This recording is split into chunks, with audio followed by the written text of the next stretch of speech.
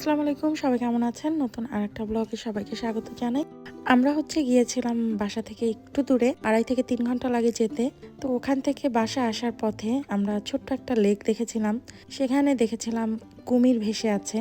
ফ্লোরিডাতে কিন্তু প্রচুর পরিমাণে কুমির আছে। আর এই যে হাতের যে ফলটা দেখতে পাচ্ছেন, দেখতে একদম আমড়ার মতো ছিল, খেতেও টক মিষ্টি লাগছিল, খুবই মজার ছিল ফলটা খেতে। ফলটার নাম জানি না, কিন্তু যেখানে গিয়েছিলাম একটা ফার্মে, সেখানে প্রচুর পরিমাণে কয়েকটা গাছে এই ফলগুলো ধরেছিল এবং খেতেও বেশ মজাই লাগছিল সবার কাছে। আরও যে বলছিলাম কুমিরের কথা, এখানে কিন্তু আমাদের বাসার একটু কাছেই লেক ওকেচুবি নামে একটা জায়গা আছে, যেখানে অনেক কুমির থাকে। মানে ওই লেকটাই পরিচিত হচ্ছে কুমিরের লেক হিসেবে। প্রচুর পরিমাণে কুমির। তো প্রথম যখন ফ্লোরিডাতে এসেছিলাম, আমরাও গিয়েছিলাম ঘুরতে, তো তখন তো এত ধারণা ছিল না যে ওখানে এত কুমির আছে, বা ফ্লোরিডাতেই যে এত কুমির আছে, সাপ আছে, বা এতটা ধারণা ছিল না। এখন তো আস্তে আস্তে ধারণা হলো এখানে ঘূর্ণিঝড় হয়, হারিকেন হয়, তবে খুব একটা বেশি ক্ষয়ক্ষতি হয় না। এখানে যাদের ঘরবাড়ি একটু ইট দিয়ে তৈরি, মানে বড় বড় ঘরবাড়ি যাদের আছে, এত বেশি ক্ষতি হয় না। তারপরে এখানে বেশিরভাগ মানুষের ঘরবাড়ি কিন্তু কাঠের তৈরি, মানে ওই যে মোবাইল হাউসের মতো থাকে। তো সেই ঘরবাড়িগুলো অনেক ক্ষতি হয়। এই কারণে বাড়িঘর কেনার সময় একটু দেখে কিনতে হয়, কোথায় একটু হারিকেন প্রবণ এলাকা কম, বা ইটের ঘরবাড়ি কোনগুলো। তো কুমির সম্পর্কেও এরকম ধারণা ছিল না। তো ওখানে যখন গিয়েছিলাম লেক ওকেচুবিতে ঘুরতে, মানুষ দেখি প্রায়ই যায়, পিকনিক করে বিভিন্নভাবে, মানে ঘোরার জন্য একটা বেস্ট, একটা সুন্দর একটা জায়গা, অনেক বড় একটা লেক। তো সেখানে গিয়ে একদম মানে অবাক হয়ে গিয়েছিলাম। একটুর জন্য আমার ছেলে আসলে কুমিরের মুখের মধ্যেই পড়েনি, যেটা একদম আমার ভয়ঙ্কর একটা অভিজ্ঞতা। দেখছিলাম একদম মানে পানির মধ্যে শুধু চোখটা দেখা যাচ্ছিল কুমিরের। তো আমি আর আমার ছেলে, আমরা তো আসলে জানতাম না, আমার হাজব্যান্ড একটু দূরে দাঁড়িয়ে ছিল, আমরা দুজনেই আস্তে আস্তে লেকের পানির কাছে এগিয়ে যাচ্ছি। তো সে আর কি পেছন থেকে দৌড়ে এসে আমার ছেলেকে ধরে টান মারে, আর আমাকেও বলে, কেন ওইদিকে যাচ্ছ, এখানে তো কুমির আছে, ওই যে দেখতে পাচ্ছ না? তখন দেখলাম যে আসলেই শুধুমাত্র চোখ দুটো বের করে কুমিরটা এরকম করে আছে, মানে শিকারের অপেক্ষায়। তো সেই দিন আর কি অল্পের জন্য অনেক বড় একটা বিপদ থেকে রক্ষা পেয়েছি, আলহামদুলিল্লাহ। তো আমরা আর কি আজকে যেখানে গিয়েছিলাম, ওই ফার্ম থেকে বাসায় আসার পথে এই একটা গ্যাস স্টেশনে ঢুকলাম। আসলে অনেক দূরের একটা পথ হলে বাচ্চা কাচ্চা থাকলে দেখা যায় একটু রেস্টরুমে যেতে হয়, বাথরুম টাথরুমে নিয়ে যেতে হয়। তো এখানে হচ্ছে কি এই গ্যাস স্টেশনগুলোতে বা কফি শপগুলোতেই একটু রেস্টরুমের ব্যবস্থা থাকে। এখানে খাবার থেকে শুরু করে সব কিছুই পাওয়া যায়। আপনি একটু রেস্টরুম ব্যবহার করতে পারবেন, সাথে একটু খাবার নিতে পারবেন যদি একটু দূরের পথ হয়। এখানে কফি ছিল, ওখানে ড্রিঙ্কস ছিল। আর এই সব জায়গাগুলোতে দেখা যায় তো বেশিরভাগ মানুষ মানে রান্না করা খাবারের থেকে এই ধরনের রেডিমেড খাবারগুলোই খেতে পছন্দ করে। স্যান্ডউইচ থেকে শুরু করে ওই যে ডিম সিদ্ধও রাখা ছিল। আর এখানকার এই জিনিসটা আমার এত ভালো লাগছে, বাথরুমগুলো এত বড় ছিল।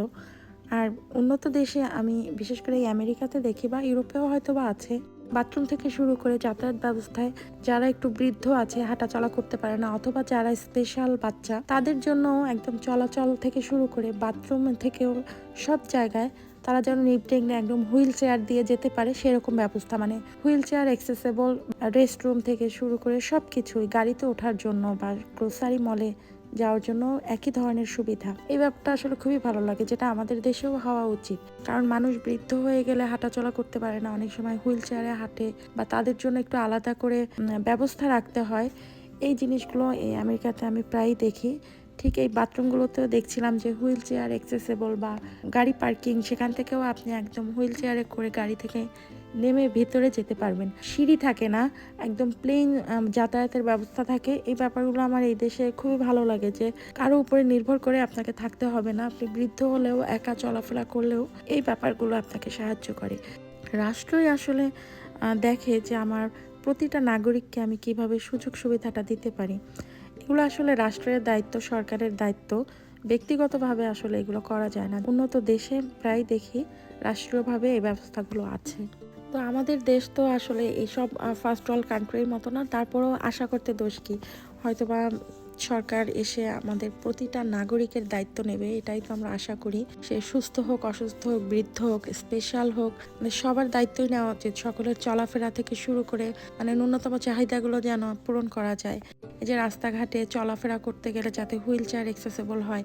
হুইল চেয়ারটা একটা হসপিটালে গেলেও দেখা যায় 4-5 জন এসে সেই হসপিটালের সিঁড়ি দিয়ে হেল্প করে নিয়ে যেতে হয়। মানে প্লেন যে স্টেয়ারগুলো, সেগুলো দেখা যায় থাকে না, কিন্তু এখানে কিন্তু সেগুলো আছে। তো এই ব্যাপারটা এইসব দেশের, মানে ইউরোপ আমেরিকাতে এই কালচারটা আসলে বেশ ভালো, যে প্রতিটা নাগরিকের সুরক্ষার দায়িত্ব রাষ্ট্রের। তো একটু আগে দেখতে পাচ্ছিলেন পানির ভেতর থেকে একটু ছোট একটা মাথা কালো মতো দেখা যাচ্ছে, ওইটা ছিল অ্যালিগেটর। এখানে এই লেকটার মধ্যে শুনেছি অনেক অ্যালিগেটর আছে, রাস্তায়ও মাঝে মধ্যে আসে রোদ পোহাতে। আর ওই যে আমি ভাবছিলাম পাশে যে কৃষি জমি, কৃষকরা ওখানে কিভাবে কাজ করে, এত অ্যালিগেটর আছে যেহেতু আশেপাশে। তবে ফ্লোরিডার মানুষের কিন্তু বেশ সাহস। একবার আমার পায়ের কাছ থেকে আমি একটা সাপ দেখে তো চিৎকারই দিয়েছিলাম, বলতে গেলে সাপটা আমার পায়ের উপর দিয়েই গিয়েছিল। পাশের বাসার ভদ্রলোক আমার চিৎকার শুনে এসে সাপটাকে হাতে নিয়ে দেখে যে এটা তো বিষাক্ত সাপ না। আমি তো ভয়ে অস্থির, কিন্তু সে হাতে নিয়ে দেখাচ্ছে এটা তো বিষাক্ত সাপ না, তুমি ভয় পাও কেন? তো এখানকার মানুষের দেখি অনেক সাহস, কারণ সাগর পাড়ের মানুষ। তো সাগরের পাড়ে থাকলে দেখা যায় ঝড় বৃষ্টি ঘূর্ণিঝড় এগুলো তাদের কাছে কোনো ব্যাপার না। এই প্রাকৃতিক মানে সাপ কুমির এগুলো তাদের কাছে আসলে খেলনার মতো, এরা এগুলোকে ভয় পায় না। যাই হোক, বাসায় এসে একটু রান্নাবান্না করছি, বাসায় মেহমান আসবে তার জন্য একটু পোলাও ফিরনি রান্না করছিলাম, আর সাথে ছিল চটপটি। আর ফিরনি রান্নার জন্য আমি আসলে ইভাপোরেটেড মিল্কটা ব্যবহার করছিলাম, মানে ঘন দুধটা, ওইটা দিয়ে মানে রান্নাটা ভালো হয়। আর ওই যে মানে রান্নার ক্ষেত্রেও দেখা যায় ছোট ছোট সহজ সহজ উপকরণ সহজ উপায়ে রান্না করা যায়। মাংস রান্না করেছিলাম, চটপটি করেছিলাম, সাথে টক বানিয়েছিলাম চটপটি খাওয়ার জন্য। আর এখানে চিকেন 65 রান্না করব, এই কারণে মাংসগুলো ম্যারিনেট করে একটু ভেজে নিয়েছিলাম। কারি পাতা দিয়ে এটা রান্না করব, ইন্ডিয়ান বাজার থেকে এনেছিলাম কারি পাতা। তো টুকটাক রান্নাবান্না ঝটপট করেই শেষ করি, এরপরে দেখা যাবে আবার কিচেন ক্লিন করতে হবে, মানে হাঁড়ি পাতিলগুলো ধুতে হবে। এখানে যতই ডিশওয়াশার থাকুক সেগুলো দিয়ে আসলে আমাদের এই বাঙালি তেল ঝোলের যে বড় বড় হাঁড়ি কড়াই, এগুলো আসলে ডিশওয়াশারে দিয়ে পরিষ্কার হয় না, এগুলো আর কি নিজেদেরই সিঙ্কে আর কি কিচেন সিঙ্কে পরিষ্কার করে নিতে হয়। তো আমার মোটামুটি রান্নাবান্না আজকের মতো হয়ে গিয়েছে, এখন হচ্ছে রান্নার পরবর্তী পরিষ্কার পরিচ্ছন্নতা। তো ভাবছি বাইরে একটু হেঁটে এসে তারপরে এগুলো আবার করব। তো সন্ধ্যা প্রায় হয়ে গেছে, সবাই ভালো থাকবেন, আল্লাহ হাফেজ।